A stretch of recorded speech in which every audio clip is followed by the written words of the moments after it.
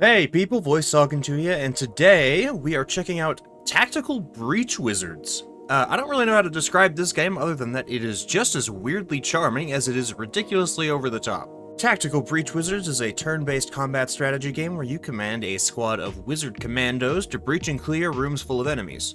This is a title where you can do a ton with just a few abilities, and just hitting enemies till they run out of health usually isn't the best strategy. Of course, if you'd like to check this demo out for yourself, I have a link for you down in the description where you can try it out for free, and you definitely should because this game is something incredibly unique. You can also find a link down there to my Twitch stream in case you'd like to see these games live. Now, the world of Tactical Breach Wizards is a weird but surprisingly cohesive mishmash of modern military settings, sci-fi, and urban fantasy. Think magic machine guns with staffs jammed in the barrels, wand nightsticks, wizard hats with trench coats, runic tattoo sleeves, folding witch brooms, and bulletproof vests marked with magic sigils. And I love the outfits and character designs. They are so original, and maybe I'm a little biased because I love urban fantasy, but there are so many little details to every character. And these details aren't just nods to their abilities and profession either, they also give little bits about the character's personality.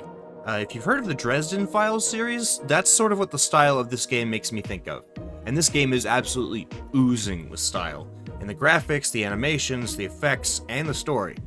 Speaking of the story, this title doesn't give a ton of background on the world in general, taking the show-don't-tell method with world building instead. And all things considered, they use that storytelling strategy quite well.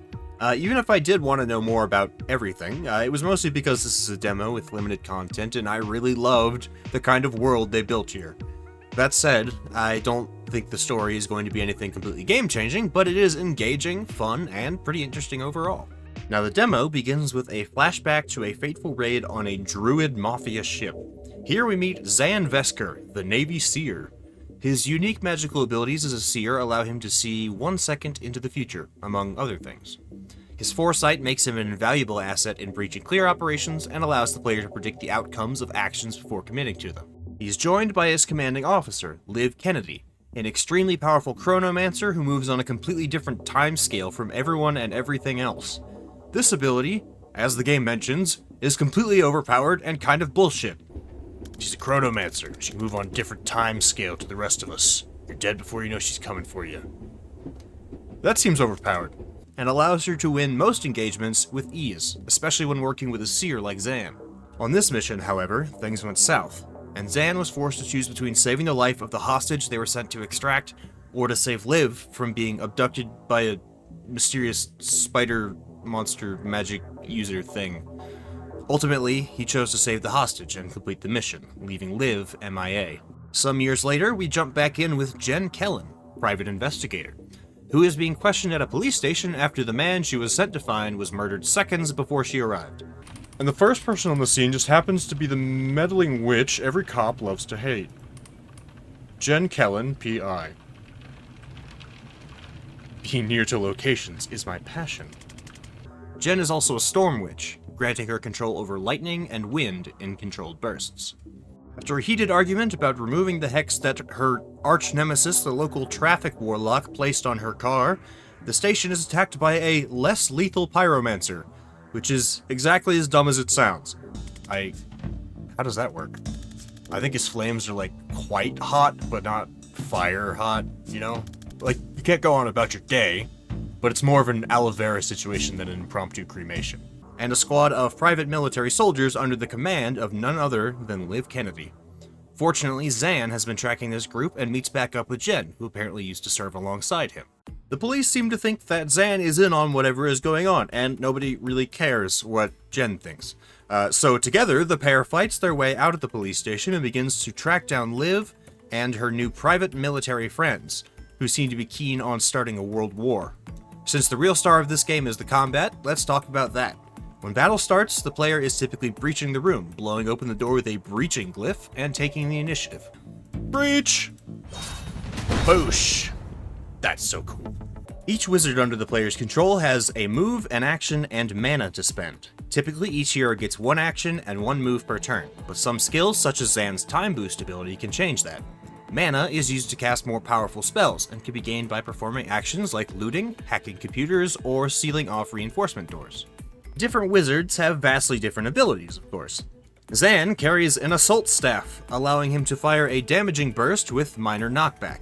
He can also use his predictive shot to overwatch a direction with a powerful attack, but only if an enemy crosses his line of fire, because the bullet is apparently in like 4 time straights at the same time, and nobody really understands how it works, but you know, if the enemy walks into it, then they go down, essentially. It's an amethyst-jacketed time crystal. It exists in all places along its trajectory simultaneously. So when you touch it, it's like getting shot in the past, present, future, and a 4th time phase mortals can't perceive. And that makes you fall down. Jen, on the other hand, specializes in knockback and crowd control. Her attacks don't usually damage enemies, but her shock attack and gale grenade abilities are great for throwing enemies into each other and out of windows. She can also chain lightning between enemies to throw them in different directions or out of several windows at the same time. And speaking of windows, your main method of defeating enemies in this game is generally not going to be reducing their health to 0.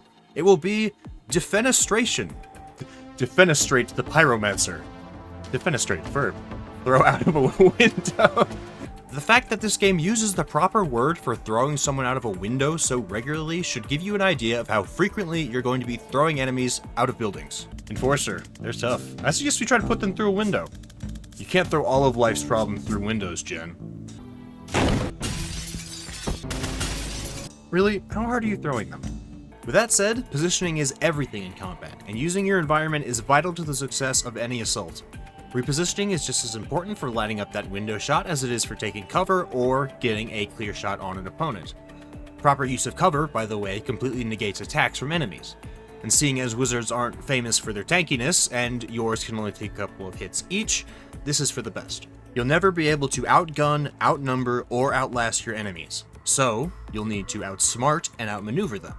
You can rewind your moves up until the end of your turn, so carefully consider each action and make full use of foresight to succeed. Each level is as much a puzzle to be solved as it is a battle to be won. In addition to the obvious objectives of clearing each room in a mission, there are also optional challenge objectives, called confidence objectives, that the player can try to complete to increase their wizard's confidence, allowing them to unlock new outfits. And I won't get too much into it, but again, I love the outfit variety. While it's perfectly fine to clear a mission through adaptive tactics and make it out by the skin of your teeth, completing these challenge objectives will take careful planning and lots of trial and error. But with the killer music and incredible effects, this process never feels dull or frustrating, even when the objectives seem impossible. Now with that said, and the abilities to rewind, reset, and foresee outcomes, this game is pretty forgiving overall.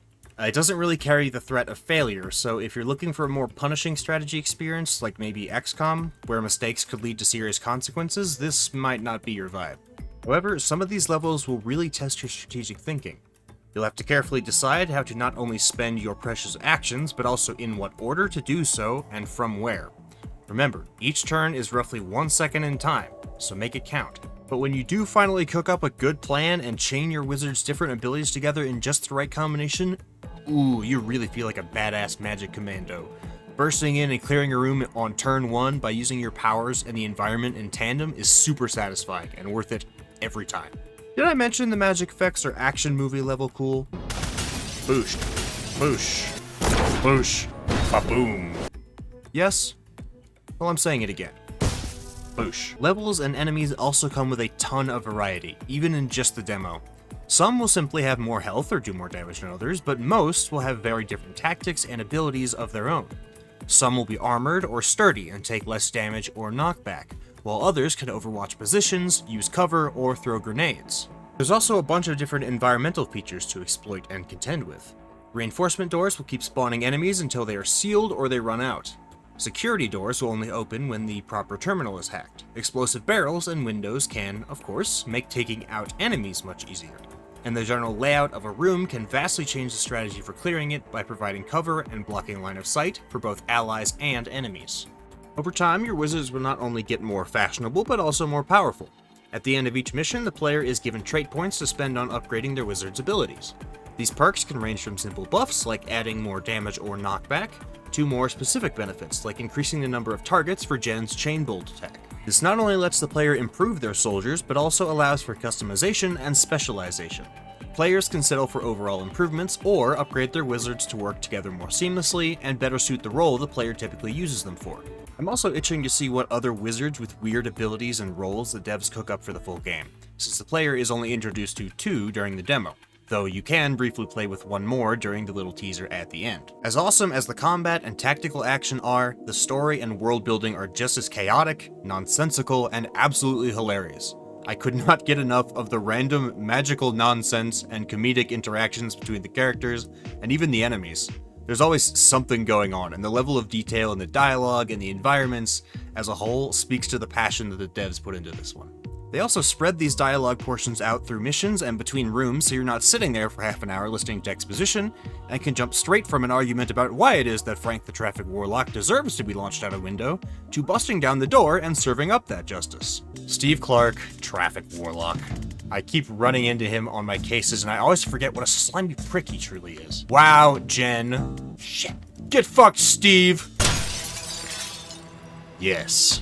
Overall, Tactical Breach Wizards has me hooked. The characters are funny, unique, and self-aware. The world building is interesting and weird, and the setting is original, the graphics are gorgeous, the music is sick, and the style is completely untouchable. Honestly, I've never seen anything that looks quite like this game. And what's better? This isn't just a comedy sketch with some gameplay in between. The combat is strategic and really fun, the animations are varied and well done, and the sound effects really give your shots the punch they deserve. It's a super enjoyable experience overall, and I highly recommend checking out the demo or wishlisting the full game to support the devs. It's clear to me that Suspicious Developments had a lot of fun putting this one together, and I had a lot of fun playing their demo. Frankly, I can't wait for the full version of this game to come out so I can play that too. But then again, I'm just the voice in your head, so I want to know what you think. Let me know your thoughts on this game down in the comments below, and consider leaving a like, it really helped me out. If you enjoy this kind of content, subscribing is the best way to make sure you don't miss any new videos. Thanks so much for listening to me today, and you'll be hearing from me again real soon.